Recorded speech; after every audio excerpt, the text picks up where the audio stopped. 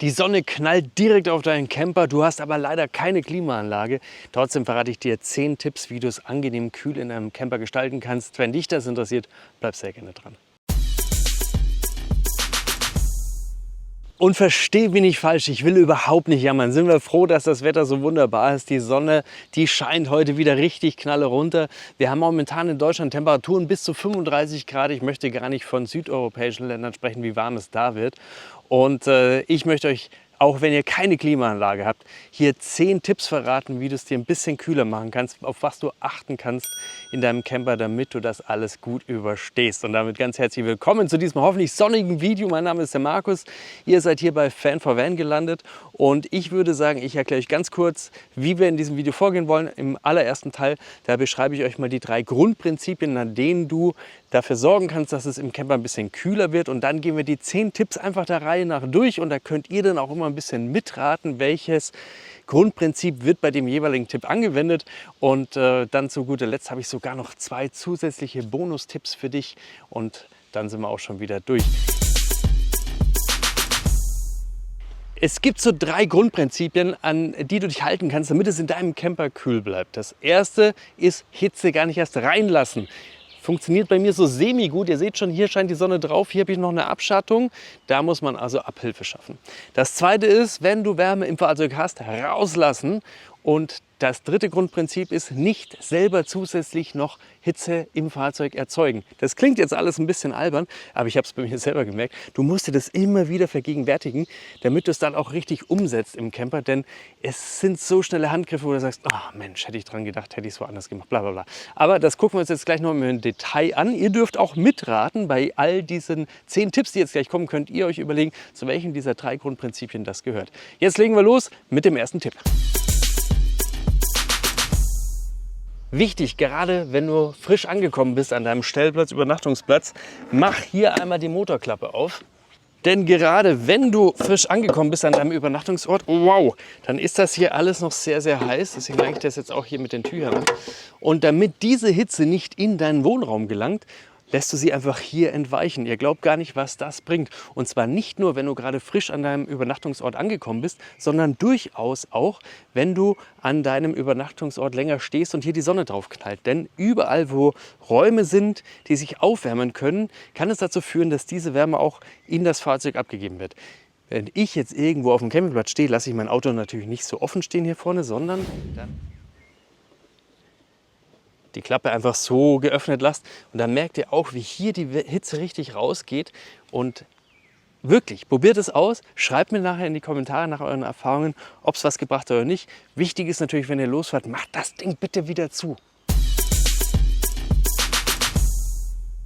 Tipp Nummer 2, ihr seht es hier an der Scheibe, die eine Seite ist noch abgeschattet, die andere leider nicht mehr. Hier scheint schon die Sonne drauf. Das bedeutet, wir müssen selber für Abschattung sorgen und das machst du natürlich am besten hier mit einem Thermoschutz. Da gibt es verschiedenste Anbieter, die du dir aussuchen kannst. Ich habe jetzt natürlich eins von Stuff Bubble dabei, aber da kannst du dir raussuchen, was du möchtest. Wisst ihr übrigens, warum man das hier aufmachen kann? Das ist ganz einfach. Wenn ich das hier drüber hänge und das jetzt in die Tür einhängen möchte, habe ich jetzt den entsprechenden Spielraum, den ich brauche. Damit mache ich die Tür zu. Danach steige ich ein bisschen auf meinen Reifen hier drauf und mache das Ganze dann wieder entsprechend zu. Den riesen Vorteil hat so eine Matte natürlich auch, dass du sie am Abend zum Beispiel auch wieder öffnen kannst und dann ein bisschen nach draußen schauen kannst. Was ist jetzt der riesen Vorteil an solchen Matten? Die Sonne kommt erst gar nicht in das Fahrzeug hinein. Wenn du von innen her abdunkelst, hast du das Problem, dass sich oft schon diese Materialien stark aufheizen, auch wenn es da richtig coole Systeme geht. Und ich weiß, es ist natürlich viel komfortabler, wenn du irgendwie nachts gerade an den Stellplatz kommst und machst es von innen ran, als dann nochmal rauszugehen, das alles von außen zu machen. Ist absolut logisch, aber glaubt mir, es ist ein Unterschied wie Tag und Nacht. Das hat also nicht nur im Winter ganz klare Vorteile, sondern definitiv auch im Sommer. Und wenn ihr mich persönlich fragt, würde ich auch immer gleich eine wirkliche Thermomatte kaufen, also eine, die auch wirklich Thermoschicht hat, nicht nur einfach einen Sichtschutz, denn dann kannst du diese Matte das ganze Jahr über verwenden. Auf so eine Matte kannst du sogar auch noch deinen individuellen Druck drauf machen, dass die richtig peppig aussieht. Aber das soll dann wieder jeder für sich entscheiden. Nicht zu unterschätzen der Kamineffekt. Was bedeutet das? Du hast ein Dachfenster, dann machst du das auf und sorgst dafür, dass du an einer niedrigeren Stelle auch ein Fenster öffnest, sodass wirklich ein Kamineffekt entsteht und die warme Luft nach oben hinauszieht. Das ist richtig klug und macht noch mehr Sinn. Du verstärkst das Ganze natürlich, wenn du einen Max-Van hast. Wenn du, so wie ich jetzt zum Beispiel, kein Dachfenster hast, dann ist das erstmal sehr ungünstig. Ich habe aber deswegen kein Dachfenster, weil ich ein Aufstelldach habe. Und das bedeutet wiederum, wenn du diesen Kamineffekt haben möchtest, dann musst du einfach dein Aufstelldach aufmachen und oben entsprechend öffnen. Und für Durchzug sorgen, das heißt querlüften. Ich habe jetzt hier das Seitenfenster auf und auf der gegenüberliegenden Seite definitiv auch. Das darf man gar nicht unterschätzen und vor allem auch nicht immer kombinieren. Ich merke das vor allem in der Dinette. Wenn ich hier sitze und arbeite oder irgendwas esse, dann ist es für mich immer deutlich besser. Ich habe hier eine Querlüftung, deswegen habe ich jetzt das Seitenfenster hier offen. Wenn du es sogar schaffst, hier noch die Schiebetür aufzumachen, richtig gut. Ansonsten einfach nur das Fenster. Das ist bei mir oft effektiver, als wenn ich den Kamineffekt habe oder sogar beides kombiniert habe, weil ich hier dann direkt im Luftzug sitze und der nicht hier von mir abgelenkt wird. Und das empfinde ich dann als angenehmer. Total wichtig, richtig parken. Klingt saudumm, aber ist super entscheidend. An den Stellen, wo du viele Öffnungen hast, Fenster oder so wie bei mir jetzt Türen, nicht in die Sonne parken. Würde ich jetzt zum Beispiel sagen, ich will hier parken und möchte dann den ganzen Tag irgendwo verbringen und am Abend hier wieder draußen sitzen, wäre das genau falsch geparkt, weil die Sonne steht jetzt genau hinter uns und dann würde sie zum Abend hin auf die andere Seite wandern und würde mir genau am Abend an meine größte Öffnung reinballern und das wäre unklug. Nachdem ich jetzt aber nach diesem Videodreh gleich wieder abhau, ist es für mich genau so am besten, weil jetzt die Türe hier in der Abschattung steht und die Sonne von der anderen Seite kommt.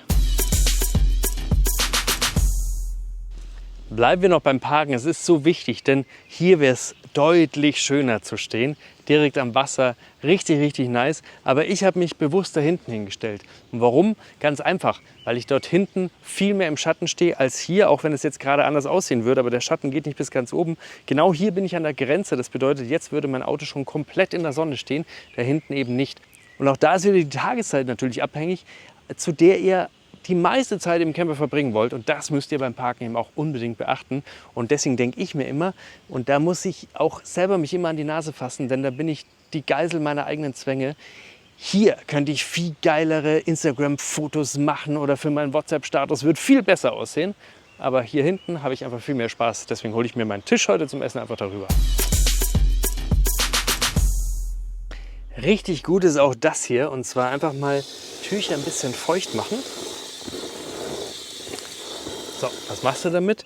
Die klemmst du dir hier in deine Fenster mit rein. Das sieht zugegeben ein bisschen affig aus, aber was passiert ist eine Abkühlung durch Verdunstung. Das bedeutet, die Luft zieht hier durch, kühlt an dem nassen Handtuch ab und dadurch hast du eine deutlich kühlere Luft im Fahrzeug. Das ist wirklich spürbar. Es ist ein so einfacher Tipp, aber ich habe den selber ganz selten auf dem Schirm gehabt. Und seitdem ich den benutze, fühle ich mich da drin deutlich wohler. Und da übrigens auch noch ein Tipp. Wenn du so Sporthandtücher hast, die sind dafür richtig gut geeignet, denn die sind super leicht, die machst du schön feucht und du kannst über das gesamte Fenster hängen und da kommt trotzdem noch Luft durch, in den meisten Fällen zumindest. Kommt natürlich immer ein bisschen aufs Handtuch an, guckt euch das entsprechend an und dann hängst du das einfach mit Wäscheklammern hier rein, fertig. So, wenn ihr jetzt allerdings unterwegs seid, dann könnt ihr natürlich die Fenster nicht so offen hängen lassen. Das macht auch gar nicht so oft Sinn. Guckt euch mal die ganzen Häuser in Italien an, in Spanien und so weiter. Die sind tagsüber alle verrammelt. Und das ist auch ein wichtiger Tipp. Macht tagsüber alles dicht und dunkel. Und nachts, wenn es kühl draußen ist, macht ihr alles auf. Denn dann sorgt ihr auch für das richtige Raumklima im Camper. Und wir haben ja gelernt, abschatten. Warum? Naja, wenn die Sonne hier direkt auf dein Autolack oder auf dein Metall drauf ballert, dann sorgt es dafür, dass sich das Auto richtig aufheizt. Wenn wir draußen Temperaturen von 35, 40 Grad haben, kann es innen bei einem geschlossenen Fahrzeug ganz schnell an die 70 Grad heiß werden. Das bedeutet, ich sorge dafür, dass die Sonne erst gar nicht da rankommt. Und wie kann ich das machen? Bei uns Campern in der Regel gar nicht so schwierig. Und zwar mit der Markise. Wenn du also eine Markise hast, dann fahr die einfach aus, spann die natürlich richtig ab. Ich selbst habe jetzt gar keine fest verbaute Markise, aber da gibt es ja auch mit wunderschönen Sonnensegeln oder mit aufblasbaren Markisen super tolle Abhilfen. Und wenn du schaffst, dann versuche einfach draußen zu kochen. Perfekt. Liebe Grüße an den Benny. So, es geht sogar mit Sachen in der Hand, denn das macht ja am Ende auch viel mehr Spaß. Beim Kochen ist es noch easy und ich will jetzt auch nicht, dass ihr alle Küchen habt, die man sich draußen hinhängen muss, auch wenn das richtig Spaß macht und Sinn macht. Aber denkt generell an Hitzequellen im Camper. Wenn ihr Sachen aufladet, also diese ganzen Powerstations, Wechselrichter, alles erzeugt Wärme und umso mehr ihr nach draußen verlagern könnt, in euer Vorzelt, unter das Fahrzeug, wie auch immer, dann hilft das enorm, die Hitzequellen im Camper zu reduzieren und damit das Klima besser zu machen. Ja, und weil es noch nicht reicht, habe ich noch 2 richtig coole Bonustipps für dich. Jetzt noch ein Bonustipp, denn wenn ihr so aussieht wie ich gerade, dann hoffe ich für euch, dass ihr eine Gefriertruhe dabei habt. Wenn ihr dieses große Glück habt, dann nehmt einfach eine Plastikflasche, bisschen Wasser rein, nicht voll machen, das ist wichtig, und dann ab damit in den Gefrierschrank frieren lassen. Ihr könnt, wenn ihr habt, auch einfach so Kühlpacks nehmen, die bei Verletzungen irgendwie verwendet werden. Und dann stellt ihr das Ganze auf den Tisch zusammen mit so einem kleinen, tragbaren, per USB aufladbaren Ventilator. Einfach so hinstellen und das ist unfassbar cool. Das wirkt zwar nur so eine halbe Stunde, aber die halbe Stunde ist Gold wert. Und diesen kleinen Ventilator könnt ihr zum Beispiel auch hernehmen, um euren Max-Van selber zu bauen. Also ein bisschen übertrieben. Aber das gibt es alles in einem anderen Video. Das habe ich ja bereits schon mal gemacht zur Bekämpfung der Hitze im Camper. Das verlinke ich sehr gerne nochmal. Tipp noch zum Fahren. Hängt euch das Cockpit ab. Das geht natürlich nur, wenn ihr hinten keine Mitfahrer mehr dabei habt. Oder ihr wollt sie halt einfach nicht sehen und wollt ihnen was Böses. Denn ihr glaubt gar nicht, was so eine Abhängung bringt. Und zwar hier wirklich thermisch. Was ich daran so feiere, ist, dass damit die Klimaanlage auch nicht mit der vollen Lüftung laufen muss, sondern deutlich ruhiger. Und das ist beim Fahren einfach viel, viel angenehmer. Insofern wünsche ich euch coole Fahrt. Ja, das waren also jetzt meine Tipps. Jetzt bin ich mega gespannt. Hast du noch Tipps auf Lager? Dann schreib die sehr gerne unten in die Kommentare, denn das hilft am Ende ja allen. Ihr findet diese ganzen Tipps natürlich dann auch übersichtlich auf meiner Webseite mit vielen anderen nützlichen Informationen. Und das Wichtigste ist ja auch, dass ihr nicht nur an euren Camper denkt, sondern auch an euch selber. Deswegen schaut, dass ihr immer reichlich trinkt. Das ist das Allerwichtigste. Am richtig schönsten und am meisten Spaß macht sogar noch, wenn du dir eine Erfrischung in einem schönen See, Meer, Fluss, wo auch immer holen kannst. Das ist dann richtig, richtig klasse. Jetzt hoffe ich, dass euch das Video wieder was gebracht hat. Wenn ja, dann lasst sehr gerne einen Daumen nach oben da. Und wenn es nur ist, dass es wieder Auffrischungssachen sind, an die man immer wieder denkt, mir ist schon klar, dass die meisten Sachen jetzt für euch völlig logisch sind. Das ist unbestritten. Aber ich selber erlebe an mir eben, dass ich es mir immer wieder vor Augen führen muss, dass ich es auch wirklich umsetze und einhalte. Denn umso schneller du damit beginnst, umso mehr Effekt hast du am Ende dann auch. Ja, und jetzt, wie gesagt, freue ich mich auf eure Kommentare. Ihr lasst ein Like da, ihr boostet, hypt, macht alles, was euch nichts kostet. Ihr abonniert, drückt die Glocke, wenn ihr Bock auf regelmäßige Videos zu dem Thema rund ums Camping habt. Und damit sind wir durch. Lasst die Sonne rein und zwar nur in euer Herzen, nicht in euren Camper. Das haben wir jetzt gelernt. Ich wünsche euch immer coole Touren. Das Wichtigste ist, dass ihr gesund und glücklich wieder zurückkommt. Und dann sehen wir uns beim nächsten Video. Darauf freue ich mich. Bis dahin alles Gute und vielen Dank fürs Zusehen. Euer Markus. Ciao, ciao.